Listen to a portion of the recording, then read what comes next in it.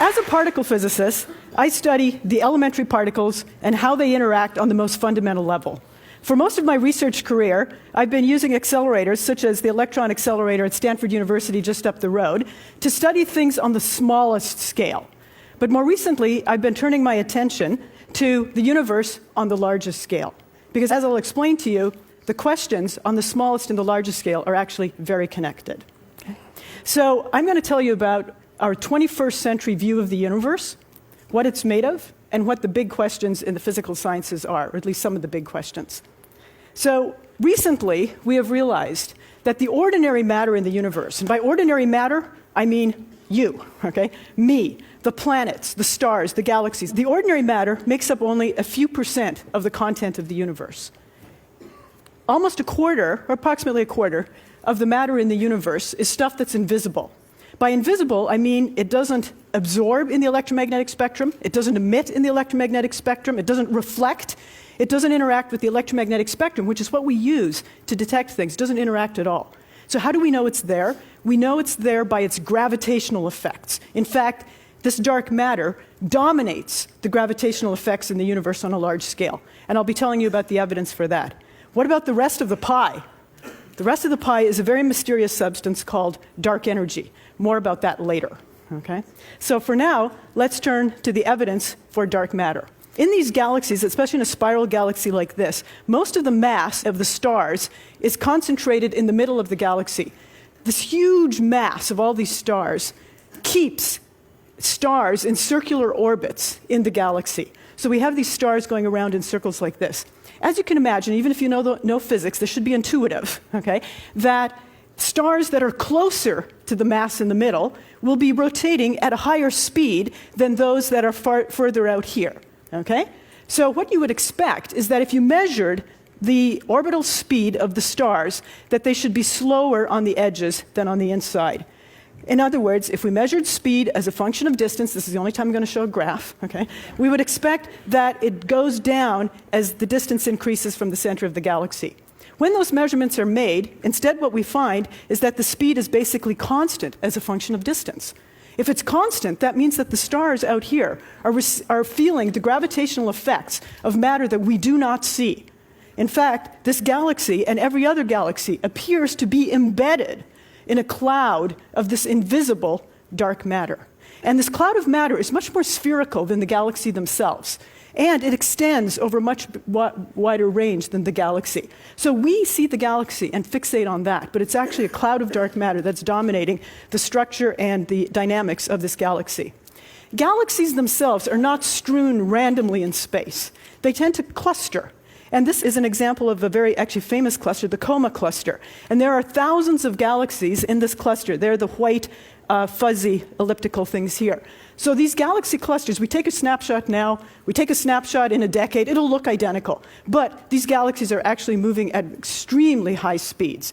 They're moving around in this gravitational potential well of this cluster. Okay, so all these galaxies are moving. We can measure the speeds of these galaxies, their orbital velocities, and figure out how much mass is in this cluster.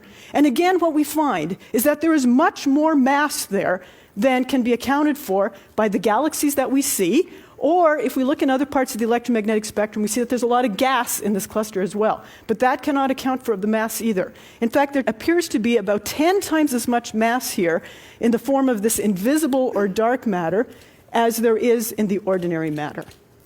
Okay? It would be nice if we could see this dark matter a little bit more directly. I'm just putting this big blue blob on there, okay, to try to remind you that it's there. Can we see it more visually? Yes, we can. And so let me lead you through how we can do this. So here is an observer. It could be an eye, it could be a telescope. And suppose there's a galaxy out here in the universe. How do we see that galaxy? A ray of light leaves the galaxy and travels through the universe for perhaps billions of years before it enters the telescope or your eye. Now, how do we deduce where the galaxy is? Well, we deduce it by the direction that the ray is traveling as it enters our eye, right? We say the ray of light came this way, the galaxy must be there. Okay. Now, suppose I put in the middle a cluster of galaxies, and don't forget the dark matter, Okay? Now, if we consider a different ray of light, one going off like this, we now need to take into account what Einstein predicted when he developed general relativity. And that was that the gravitational field due to mass will deflect not only the trajectory of particles, but will deflect light itself. So this light ray will not continue in a straight line, but would rather bend and could end up going into our eye. Where will this observer see the galaxy? You can respond. Up, right. We extrapolate backwards and say the galaxy is up here. Is there any other ray of light that could make it into the observer's eye from that galaxy? Yes, great. I see people going down like this. So a ray of light could go down, be bent, up into the observer's eye, and the observer sees a ray of light here.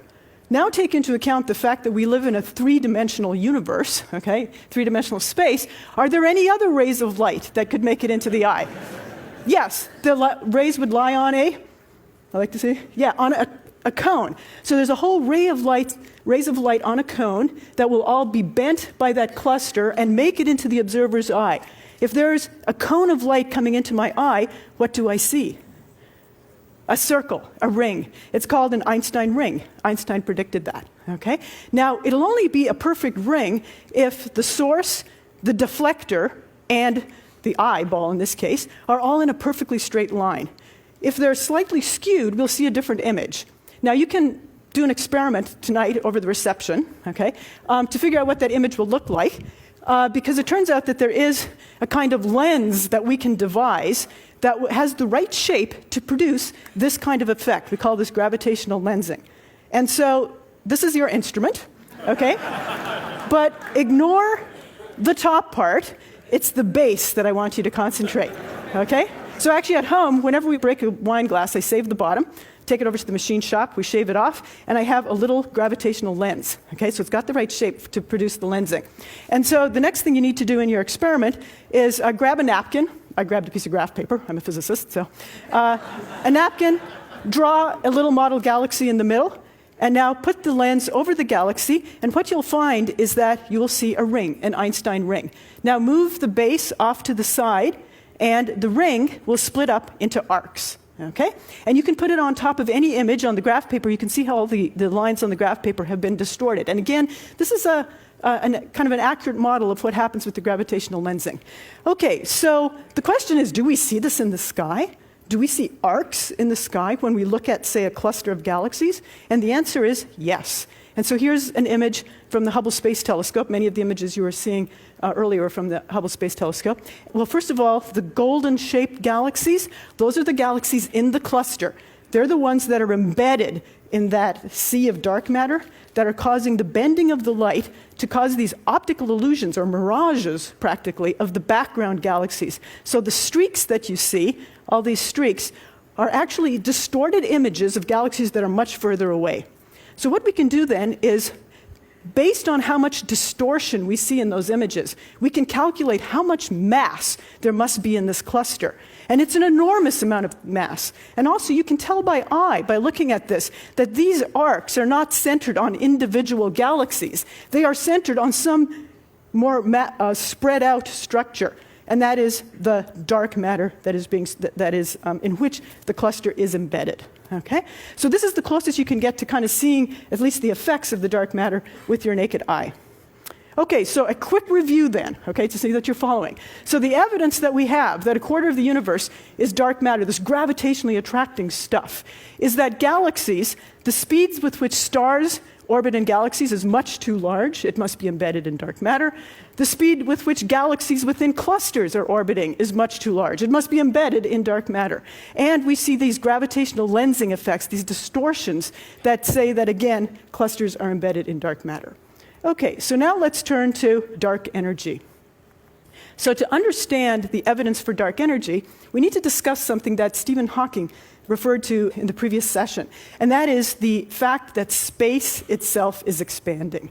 So if we imagine a section of our infinite universe, okay, and so I've put down 4 spiral galaxies, okay, and imagine that you put down a set of tape measures. Okay, so every line on here corresponds to a tape measure, horizontal or vertical, for measuring where things are. If you could do this, what you would find that with each passing day, each passing year, each passing billions of years, okay, the distance between galaxies is getting greater. And it's not because galaxies are moving away from each other through space. They're not necessarily moving through space. They are moving away from each other because space itself is getting bigger, okay? That's what the expansion of the universe or space means. So they're moving further apart. Now, and what Stephen Hawking mentioned as well is that after the Big Bang, space expanded at a very rapid rate. But because gravitationally attracting matter is embedded in this space, it tends to slow down the expansion of the space, okay? So the expansion slows down with time. So in the last century, okay, people debated about whether this expansion of space would continue forever, whether it would slow down, it would be slowing down but continue forever, slow down and stop, asymptotically stop, or slow down, stop, and then reverse, so it would start to contract again. So a little over a decade ago, two groups of physicists and astronomers set out to measure the rate at which the expansion of space was slowing down, okay? By how much less is it expanding today compared to, say, a couple of billion years ago. The startling answer to this question, okay, from these experiments, was that space is expanding at a faster rate today than it was a few billion years ago. Okay? So the expansion of space is actually speeding up. This was a completely surprising result. There is no persuasive theoretical argument for why this should happen. Okay? No one was predicting ahead of time this is what's going to be found. It was the opposite of what was expected. So we need something to be able to explain that. Now it turns out in the mathematics, you can put it in as a term that's an energy, but it's a completely different type of energy from anything we've ever seen before. We call it dark energy, and it has this effect of causing space to expand. But we don't have a good motivation for putting it in there at this point. Okay? So it's really unexplained as to why we need to put it in. Now, so at this point then, what I want to really emphasize to you is that, first of all, dark matter and dark energy are completely different things. Okay? There are really two mysteries out there as to what makes up most of the universe, and they have very different effects. Dark matter, because it gravitationally attracts, it tends to encourage the growth of structure. Okay, so clusters of galaxies will tend to form because of all this gravitational attraction. Dark energy, on the other hand, is putting more and more space between the galaxies, makes the gravitational attraction between them decrease, and so it impedes the growth of structure. So by looking at things like clusters of galaxies and how their number density, how many there are as a function of time, we can learn about how dark matter and dark energy compete against each other in structure forming. In terms of dark matter, I said that we don't have any really persuasive argument for dark energy. Do we have anything for dark matter? And the answer is yes. We have well-motivated candidates for the dark matter. Now, what do I mean by well-motivated? I mean that we have mathematically consistent theories that were actually introduced to explain a completely different phenomenon, okay, things that I haven't even talked about, that each predict the existence of a very weakly interacting new particle. So this is exactly what you want in physics, where a prediction comes out of a mathematically consistent theory that was actually developed for something else. But we don't know if either of those are actually the dark matter candidate, okay, one or both, who knows, or it could be something completely different. Now, we look for these dark matter particles because, after all, they are here in the room, okay, and they didn't come in the door. They just pass through anything. They can come through the building, through the earth. They're so non-interacting. So one way to look for them is to build detectors that are extremely sensitive to a dark matter particle coming through and bumping it. So a crystal that will ring if that happens. So one of my colleagues up the road and his collaborators have built such a detector, and they've put it deep down in an iron mine in Minnesota. Okay, deep under the ground. And in fact, in the last couple of days, announced the most sensitive results so far. They haven't seen anything, okay, but it puts limits on what the mass and the interaction strength of these dark matter particles are. There's going to be a satellite telescope launched later this year And it will look towards the middle of the galaxy to see if we can see dark matter particles annihilating and producing gamma rays that could be detected with this. The Large Hadron Collider, a particle physics accelerator that will be turning on later this year. It is possible that dark matter particles might be produced at the Large Hadron Collider. Now, because they are so non-interactive, they will actually escape the detector. So their signature will be missing energy.